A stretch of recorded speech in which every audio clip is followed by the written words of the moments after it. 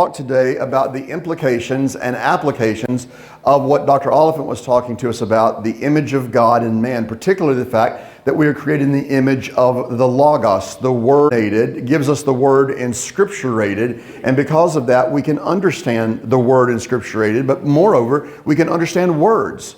In other words, the doctrine of the Trinity is necessary for us to be able to understand words, for words to have universal objective meaning. The Trinity is necessary, and we'll get into some of this in a little bit, and in my lecture, and then probably in some of the Q&A. Great questions coming in already. But I have some slides here. I'm just going to run you through them real quick and I want to come back to this one. But this one is, I'll say more about this one in a second. But this is me in J.R.R. Tolkien's house, looking into the very room where one evening he was grading papers, and he wrote on the back of a student paper, "In a hole in the ground there lived a hobbit." That was the room where it happened. They were redoing the floor, so I couldn't go in. There we are in C.S. Lewis's room where the Chronicles of Narnia were written. And this was the living room of C.S. Lewis's house. And when we were in there, the guide asked, my goodness, the guide asked us if there was something in there. He said, "There's one thing in here that is not original." Oh, hang on, I'm so sorry. There's one thing in here that is not original. And he asked the group that was there, do any of you know what the one thing is in this room that is not original to the room? My wife, I was so proud of her, my wife knew that it was this ashtray right here. Not because Tolkien and Dyson and Lewis, when they would gather in there, would not smoke their pipes and cigars and cigarettes. It's not that they didn't smoke. They very much did smoke. It's just that they did not approve of ashtrays, because Lewis believed firmly that if you would flick your ashes into the carpet and then grind the ashes into the carpet with your feet, it would keep moths away. So they didn't have time for any ashtrays in C.S. Lewis's house. True story. My wife knew that, and there we are outside of Lewis's house. There's Lewis's grave. There I am ordering a beer at the White Horse. Now, the White Horse, y'all probably think of, for instance, the Inklings hanging out at the famous Eagle and Child. But actually, when the Eagle and Child would run out of beer, they would walk across the street and protest to the Eagle and Child because they would still have beer. So there I am ordering a beer right where Tolkien and Lewis would have ordered theirs. That's Tolkien's house. And there we are, and I'll say more about this here in a second. So I'm going to hold off on this incredible picture here, but I want to come back to this one. Now listen, hold on to that thought just for a second. I have in my pocket, in my hand here, a rock, and this is not any ordinary rock. I keep this rock on my commentary section, my New Testament commentary section, particularly in the book of Acts section. Again, it's no ordinary rock. I hold on to it. I rub it from time to time, hoping that it will give me an opportunity to go sometime where this actually came from. It was a gift given to me from an RUF student who had visited Mars Hill in Athens. And again, I rub it sometimes, hoping it'll just magically take me there and increase my opportunity, increase my chances of going there. Well, actually, that's not entirely true. I'm a Calvinist. Chance doesn't exist. Jesus does, and hopefully Jesus will get me there. But I do sincerely hope sometime to set foot on that outcropping of rock upon which the Apostle Paul challenged the Mars Hill Philosophy Club by quoting their own poet-philosophers in Acts 17:28. He was quoting Epimenides of Crete and Aratus. Contrary to the way this text is often preached, Acts 17, Paul was not telling them that they, following their poets, had things half right about the true God, as it were, just the opposite. Fragments and lines from these poets pointed to the truth, but they needed the proper covenantal context of Christianity for that truth to be realized. As longtime professor of apologetics and systematic theology at Westminster, K. Scott Oliphant, you may have heard of him, says, when Epimenides says that in him we live and move and exist, he does not have the true God in mind at all. So just as a little tidbit here, when you hear a preacher get up with the best of intentions and preach from Acts 17 and say essentially the Greek poets had it half right, What Dr. Oliphant is saying, they didn't have it right at all. They didn't have the covenantal context for what they were, the covenantal context of Christianity for any of this to even make sense.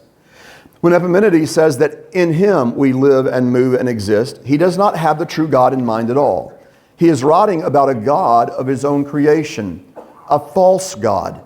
When Aratus says that we are his offspring, he is not referring to the true God, but to Zeus.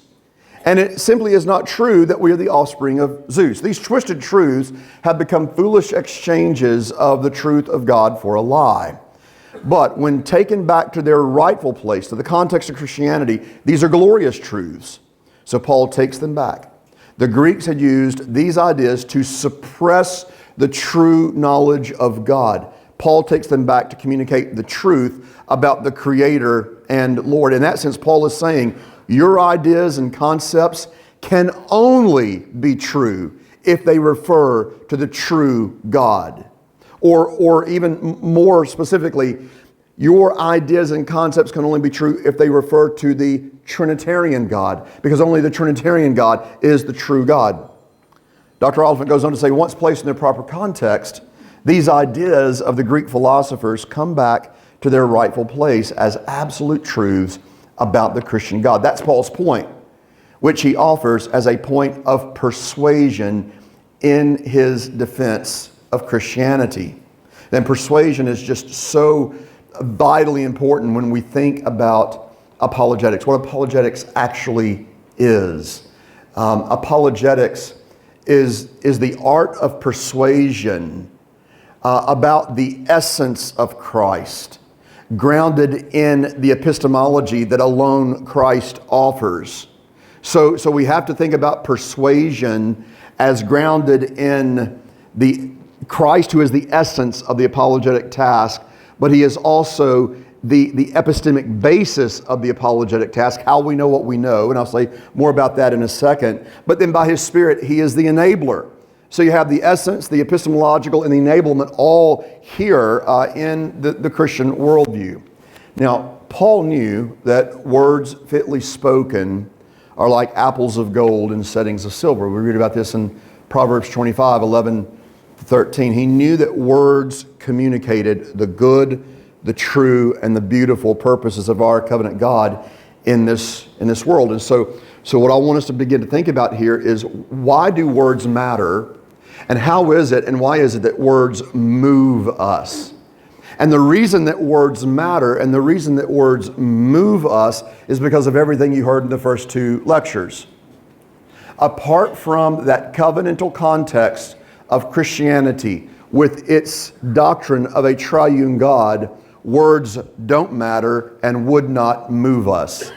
They wouldn't matter because apart from the Trinity, you don't have objectivity in predication, and they would not move us because apart from the doctrine of the Trinity, you can't account for personhood, and it is persons who are moved by words. You follow me?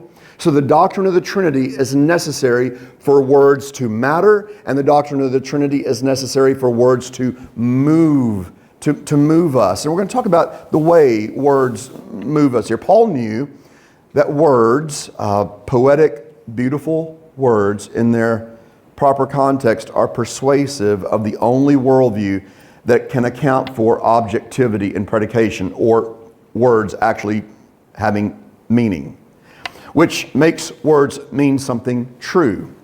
As we know, those of you who have hung around what we do here in terms of bringing a Westminsterian apologetic to bear, only a biblical principia, that is the plural Latin for first things or principal things, starting things. You know, the principal of a high school is the first officer in that high school. So principia refer to first matters or first things. Only a biblical principia will allow for persuasion of truth. Only our principium essendi, the starting point of being, principium essendi, the starting point of being, the triune God of the Bible, and our principium cognoscendi externum, a starting point for knowing that's external to us, i.e. the Bible of the triune God, or stated most simply, only starting with the triune God of the Bible and the Bible of the triune God, can we begin to make sense of things? Can we begin to understand and actually account for the requisites of intelligibility and reality as we experience it? Only this reformed and covenantal approach to thinking can account, for instance, for, say, inductive reasoning upon which science depends, or deductive reasoning upon which math depends. Some of y'all can fill out what I'm about to say. The regularity of nature upon which science depends. Objectivity and predication upon which reading and communication and speaking depends. Universals, morality, personhood. The list goes on and on. In other words, the Trinity is not simply a basic doctrine of the Christian faith. It is the basis of everything. The Trinity is the basis of everything. You know, way Dr. Oliphant left off there at the end of his last lecture talking about the necessity of the Trinity, right? It was J.I. Packer who said the Trinity is the basis of the gospel, and the gospel is a declaration of the Trinity in action. Some of you have heard me talk about this before, like the old hymn that teaches us to sing, "We have heard the joyful sound, Jesus saves, Jesus saves. Spread the tidings all around, Jesus saves, Jesus saves." And that is true. It's also very true that we could say, we have heard the joyful sound, the Trinity saves. The Trinity saves. Your salvation, you see, is a divine covenantal conspiracy. The Father would choose you, the Son would purchase you, the Spirit would regenerate, redeem you, uniting you to the Son, who gives you access to the Father. I mean, and this is not just something that is of late-breaking, sort of a product of Reformed theological speculation. I mean, this language, you can go back to, say, Gregory of Nazianzus, who was the Bishop of Constantinople from 380 to 381. He lived from 329 to 390. Gregory of Nazianzus says, we go to the Father through the Son by the power of the Spirit. So this Trinitarian understanding of what it means to be Christian, this Trinitarian understanding of access to God Himself is ancient, and it's ancient because it's biblical. The reason that Gregory of Nazianzus in the 4th century would be talking about this, and Van Til would be talking about it last century, is because, as you've heard just a bit ago, Paul and Jesus and Moses make these things clear to us in Scripture. And so the Trinity matters everything. It's not just a basic doctrine. It is the basis of everything that we believe and understand about the Christian faith. And so apologetics, that act of defending and persuading, and it's both. You know, there is an offensive, and Dr. Oliphant talks about this in his book, Reasons for Faith, over there, but there is an offensive as well as a defensive aspect to Christian apologetics. You know, for instance, when Jesus said to Peter in Matthew 16, "On this rock I will build my church, and the gates of hell will not prevail against it." What is a gate? Is it an offensive or a defensive implement? A gate is a defensive implement. So the implications of what Jesus is saying there is the gates of hell will not be able to withstand the offensive onslaught of the church as we go forth proclaiming the gospel, as we go forth demonstrating and delighting in and declaring and defending the gospel. And that defense of the gospel is what apologetics is about. Now, I know I'm about to warm up cold coffee for you. You all know this and could probably finish my sentences here, but for those of us for whom some of this might be new, we're going to go ahead and just take a minute and let me just really quickly describe what is apologetics. What is apologetics? Now, 1 Peter 3, 15 to 16, "But in your hearts set apart Christ the Lord as holy." So right out of the gate, apologetics, and this is a seminar on apologetics, right out of the gate, apologetics is a matter of the heart, particularly the lordship of Christ in the heart. Notice that Paul does not begin his little admonition here about defending the faith with go out and learn how to stack up enough probability arguments for the existence of God that you can overwhelm your opponent who is coming with probability arguments for the non-existence of God. That's not where he begins. He says apologetics is first and foremost a matter of the lordship of Christ in the heart. And a truly covenantal and reformed Vantilian, happy birthday Van Til, approach to apologetics acknowledges Christ's lordship in the heart right out of the gate. It does not acknowledge the lordship of my autonomous reasoning.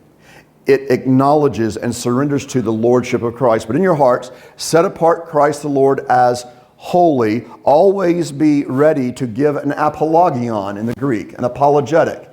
That's in the accusative sense from the word apologia, apologetic, a defense. Always be ready to give an apologion when someone asks you for the logon.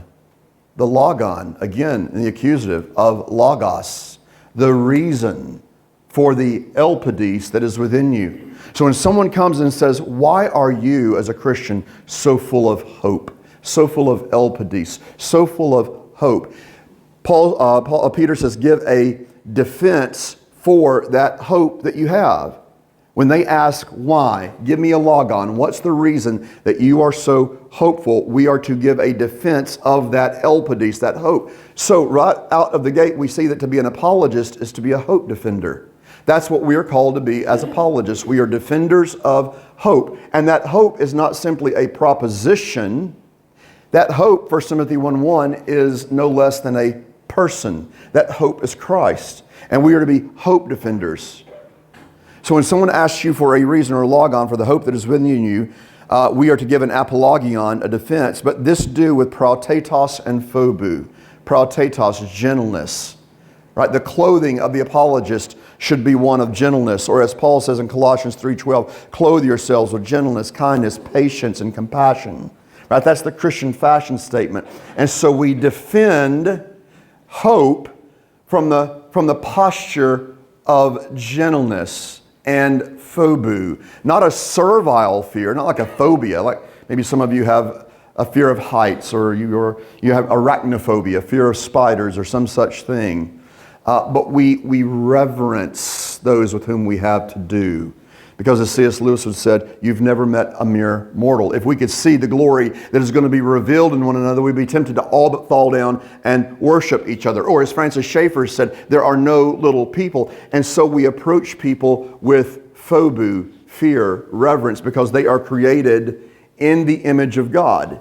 Every person with whom you interact and to whom you make an apologion or a defense for the faith is a person created with great dignity in the image of God. And so we approach with reverence and with respect. So we make a defense of hope, and we do it with gentleness and respect. Now, this approach to apologetics is grounded in these things I was saying a second ago, these principia, because if these principia aren't true, then we can't even begin not only to do apologetics, we can't even begin to account for reason. Reason's it is a uniquely personal thing.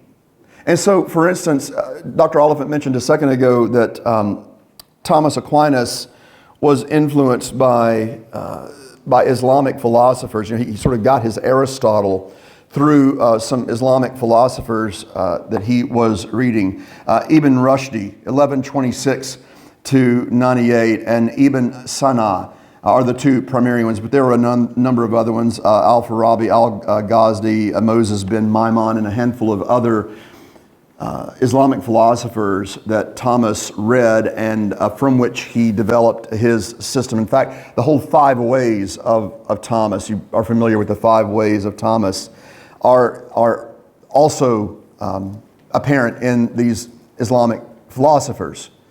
And so you have an approach to apologetics, an approach to the doctrine of God, and really epistemology that is very similar in Aquinas and these Islamic Aristotelian philosophers.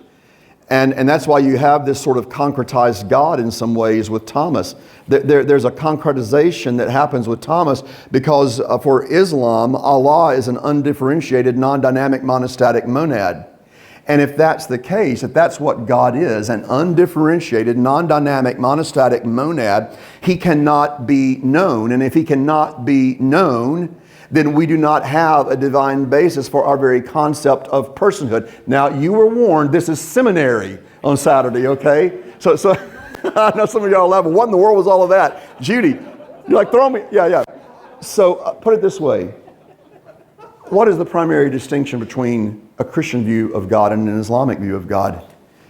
The Christian view of God is that there is triunity. There is a three-personedness to God, and those three persons have existed, knowing and being known, which is essential to personhood. Knowing and being known from all eternity, communicating within the Godhead from all eternity. That's why we, created in the image of that tri-personed God, are capable of knowing and being known. In fact, we must know and be known. We need to know and be known.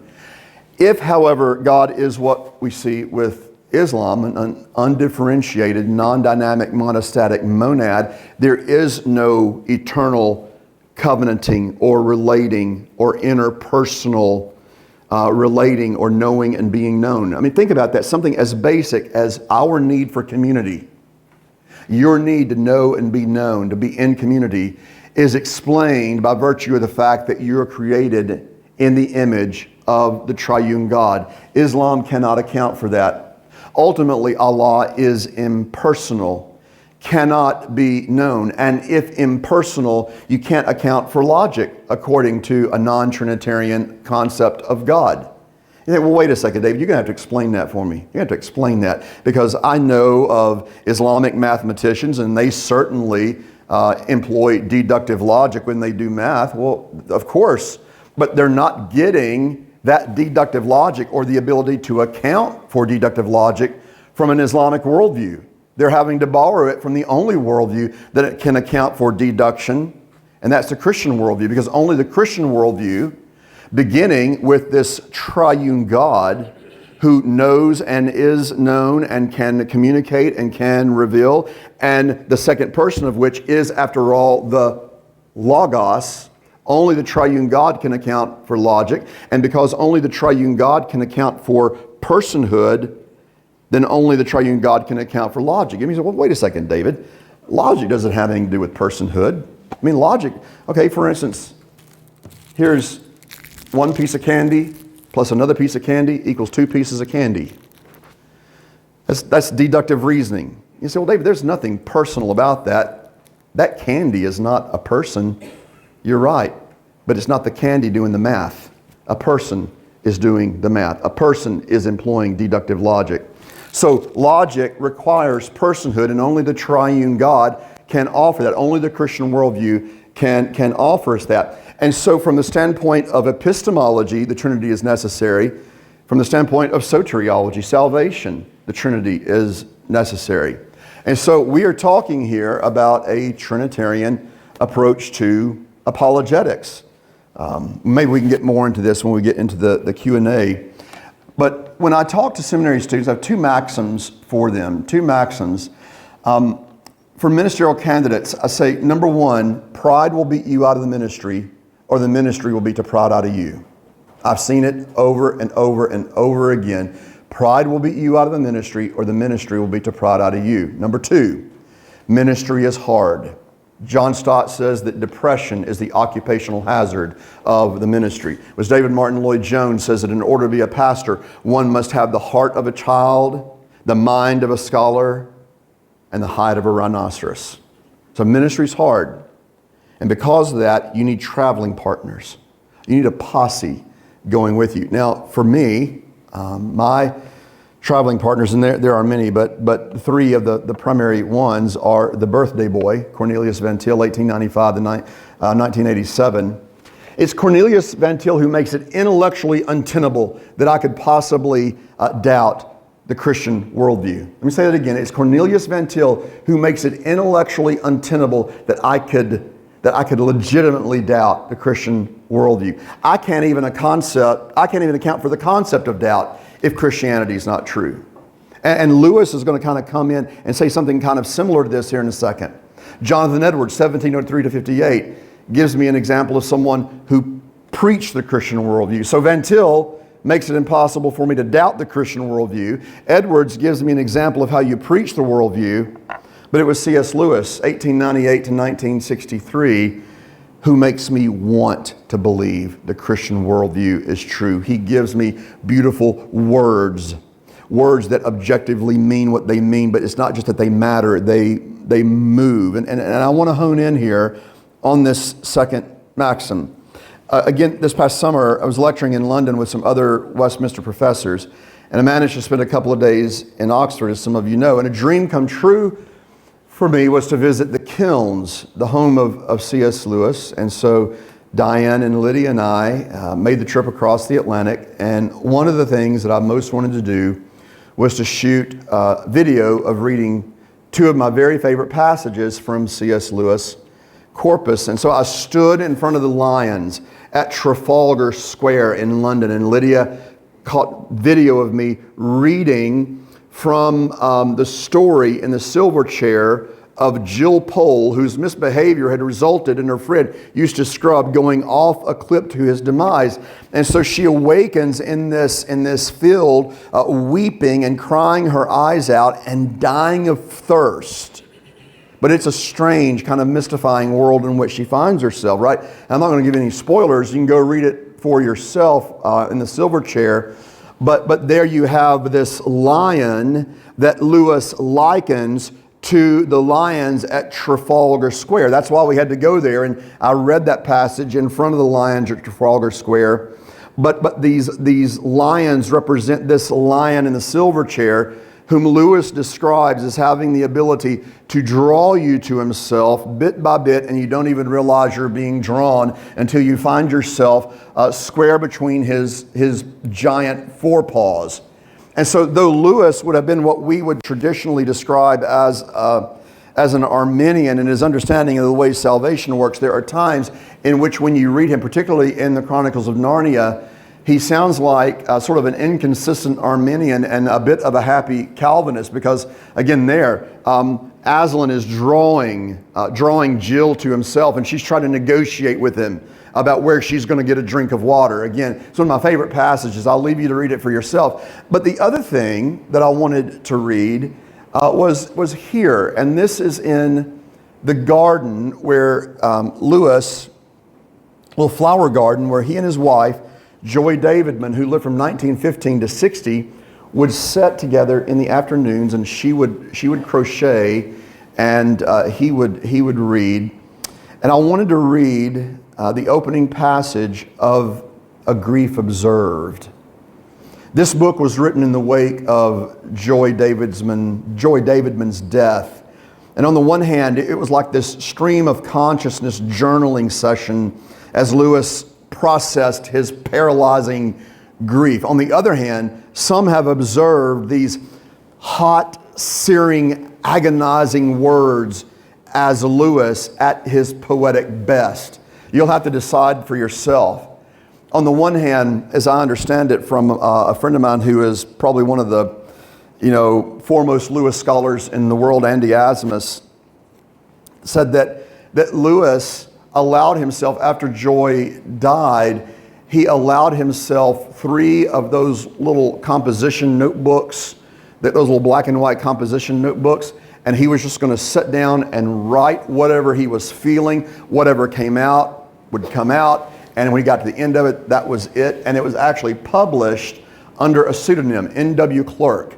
This pain was so private, was so personal, he didn't even want it to be immediately associated with him and his wife. In fact, he would refer to Joy as H, just the letter H, because her name was Helen. And so he just referred to her name as H. And originally this book on grief was published, and people didn't even know that it was C.S. Lewis who wrote it. But we are there in the garden spot where they used to sit, and I wanted to be able to read and just get video of me reading this. And part of the reason that I wanted to read it was exceedingly personal. Exceedingly personal. But was it just a stream of consciousness, this incredible wordsmith who knew that words mattered and that they move us? Was this at his just sort of unstructured, kind of haphazard, just stream of consciousness? Or is this him employing words in such a way that we are moved, and we are moved by words because we are created in the image of the Word? Alice Cook says, ironically, in the midst of his soul-consuming crisis, He loses himself so completely in his subject that his poetic impulses are the least stifled and most flowing. Lewis's grief at the time of writing, this unstructured format would allow his most lucid, most authentic prose to come forth. So I took this tattered purple trade paperback edition of A Grief Observed. There you see me with it in Lewis's little garden spot there, and their flower garden, and I read the following. But listen to this and tell me, have you ever felt hurt and pain and loss and grief? And tell me if this doesn't just put lyrics to the music you're feeling. No one ever told me that grief felt so like fear. I am not afraid, but the sensation is like being afraid. The same fluttering in the stomach, the same restlessness, the yawning. I keep on swallowing. At other times, it feels like being mildly drunk or concussed. There's a sort of invisible blanket between the world and me. I find it hard to take in what anyone says, or perhaps hard to want to take it in. It is so uninteresting. Yet I want the others to be about me. I dread the moments when the house is empty. If only they would talk to one another and not to me. There are moments, most unexpectedly, when something inside me tries to assure me that I don't really mind so much, not so very much after all. Love is not the whole of a man's life. I was happy before I ever met H. I have plenty of what are called resources. People get over these things. Come, I shan't do so badly. One is ashamed to listen to this voice, but it seems for a little to be making out a good case. Then comes a sudden jab of red-hot memory, and all this common sense vanishes like an ant in the mouth of a furnace. Now, why would I want to take this book and read it, and why was it so important to me that I wanted to get video of me sitting in Lewis's garden reading this? Why is it that this, of all the great books I have in my library, that this raggedy trade paper copy of A Grief Observed is so important to me? This, again, it's not even Lewis at his most intentionally, his most intentional literary excellence. He would actually say that probably Perelandra or Till We Have Faces would be an example of that. This is just grief getting out on paper. So why would these words, somewhere between free verse and fearful vexation, mean so much to me? Well, in the summer of 2015, when the doctor told us that there was nothing more that he could do for my mom's pancreatic cancer, I wandered wearily into my study and almost mindlessly grabbed down this raggedy little book, and I found these words painting my world to the very corners. Lyrics for the minor key that my heart was hearing. The power of words to connect to one's world, especially in seasons of soul-hollowing grief, should come as no real surprise, for it was the power of words through the agency of the Word, John 1:1, the Logos. Let me say it again. It's the power of words through the agency of the Word by which the world was created, with its reference being, of course, Genesis 1:1. Was not the Apostle Paul poetic as he relayed the reality of his suffering to the believers in Corinth when he said, "But we have this treasure in earthen vessels, that the excellency of the power may be of God and not of us. We are troubled on every side, yet not distressed. We are perplexed, but not in despair. Persecuted, but not forsaken. Cast down, but not destroyed. Always bearing about in the body the dying of the Lord Jesus, that the life also of Jesus might be made manifest in our body. For we which live are always delivered unto death for Jesus' sake, that the life also of Jesus might be made manifest in our mortal flesh. So then death worketh in us, but life in you." 2 Corinthians 4:8-12, and I'm quoting there from the Old King James. And the reason I'm quoting from the Old King James is because of the undeniable connection with Tyndale. You realize that, and yes, this is steampunk Van Til, by the way. It was Tyndale who gives us so many of the familiar phrases and snippets of verses that we hold dear, because it was Tyndale, for instance, who understood the importance of rendering the original languages into beautiful words that would lay hold of us. And he understood that the reason words lay hold of us is because we're created in the image of the Word. In other words, what we're getting at here is it is because of, for instance, what Dr. Oliphant mentioned a second ago, the sensus divinitatis. You see Calvin talking about these things in the Institutes of the Christian Religion, particularly, this is from the 39 edition 4. The Institutes of the Christian Religion, did not start out as this big, robust book of theology. They were written in 1536 originally as just a little handbook on the Christian life, a little treatment of the Apostles' Creed, the Lord's Prayer, and the Ten Commandments. In fact, he referred to it as his Summa Pietas, a little sum of Christian piety.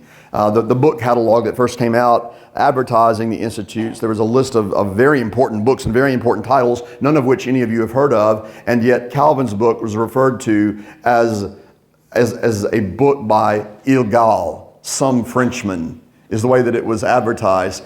And of course, we are still reading that book by Il Gal, and we don't know any of the other books that were listed in that prestigious listing of titles being offered. But the 1536 edition was expanded into the 39 edition. There was a 41 French edition, and then finally a 59 edition, which is what most of you are familiar with as you think about Calvin's Institutes. Well, in Book 1, 4 books, the Institutes. Book 1, God the Father. Book 2, God the Son. Book 3, God the Spirit. And Book 4, the Church. And so it's Trinitarian theology for the life of the church. Make sense? In Book 1, where there's an emphasis on theology proper, or the doctrine of God, as well as man as created, Calvin speaks in Book 1, sections 1, 2, and 3, of things like the sensus divinitatis. We are all created imago Dei, in the image of God, and by virtue of being created in the image of God, we have a sense of the divine, not a spark of divinity. We're not divine creatures. We're not talking about some sort of embryonic New Age philosophy here. I don't know. Did any of you go see the 20th anniversary screening of Revenge of the Sith last week? Am I alone? Rachel, of course, you went with us. Yeah.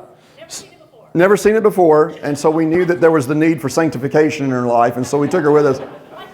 But you remember, of course, the original trilogy, 4, 5, and 6. And you remember, and which is the best of the first 3 movies, the original back in the 70s and 80s? 5. We all know that. And if you disagree with that, you need to go pray about it. But 5, Empire Strikes Back. And you remember when Luke Skywalker was on Dagobah and he was training to be a Jedi and he was about to give up? And do you remember when Yoda came up to Luke with those gnarled fingernails and he pinches Luke on the shoulder and says, "Luminous beings are we, not this crude matter." Luminous beings are we, not this crude matter. We are divine. Now, of course, Star Wars is sort of a mishmash of Eastern philosophy and some Western thought, but it's largely Buddhist at the end of the day, with a couple of Christian themes, of redemption, but largely Buddhist, particularly with this idea of the Force and the fact that we are all divine, luminous creatures. We are not simply this flesh this flesh and bone that we see. We are divine. That's not what Calvin's getting at when he speaks of the sensus divinitatis. What he means there is we have a sense of the divine. He uses other language, cognitio in si Dei, the implanted knowledge of God, or the semen religionis, the seed of religion.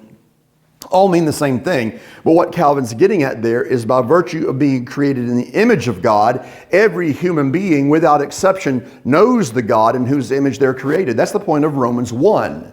It's not just that man has this vague conception of some sort of divine man upstairs. No, every human being comes standard feature, whether they admit it or submit to it or not, every human being comes standard feature with an awareness of the God in whose image they're created, the only God there is, because they are only created in the image of the true God who is, that is the triune God. And so every human being, even the most hardened atheist, knows the very God they are running from, knows the very God they are denying the existence of.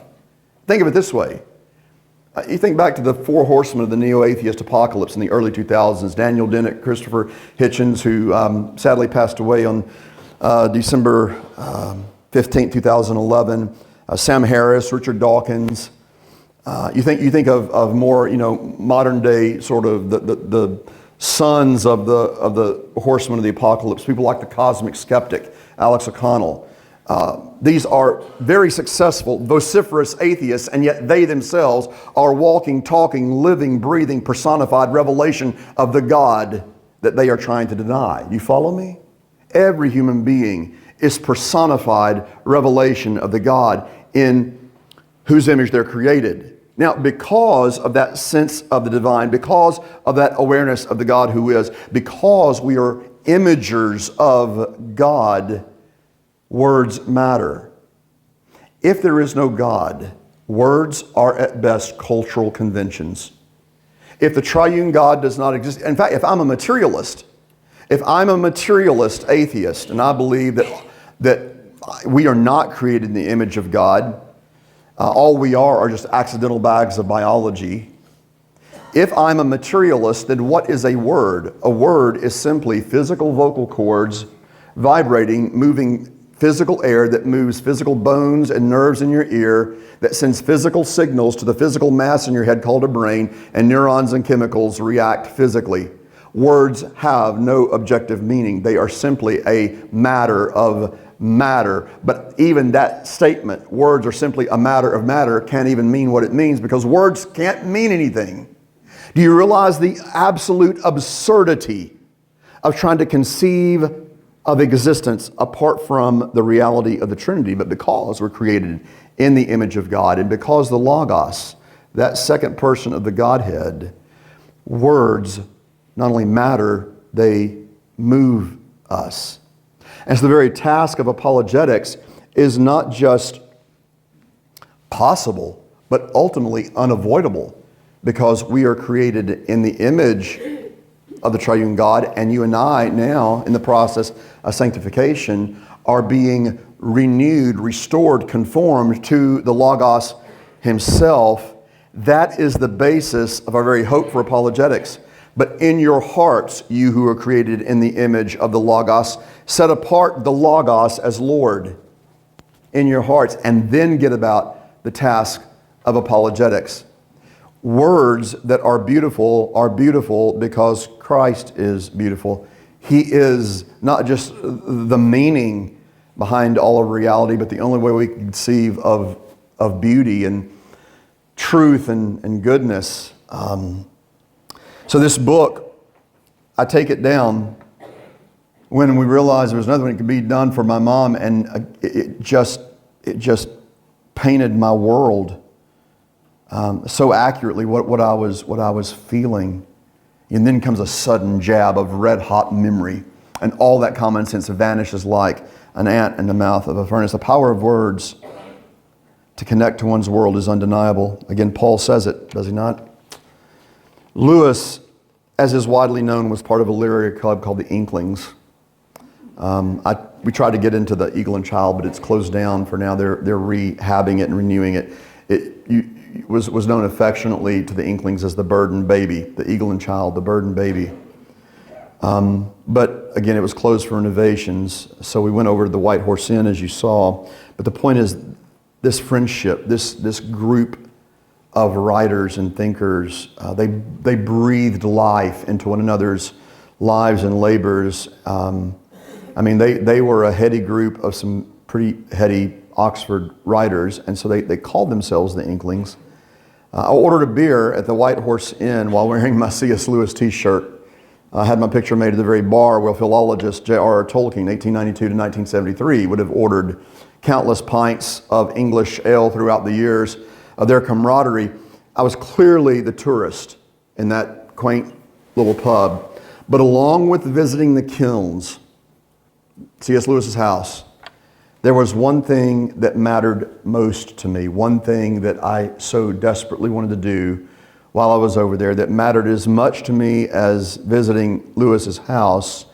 There was something else that I was desperate to do. And in fact, while we were there that first day, we waited too long and access to it was closed. And so I spent a couple of days in England pouting. I was a complete pouty poot until my wife and daughter relented and we took the train back to Oxford so that I could do what I most wanted to do. And you know what that was? Well, you'll have to come back after the break to find out. All right? We'll see you in 10 minutes.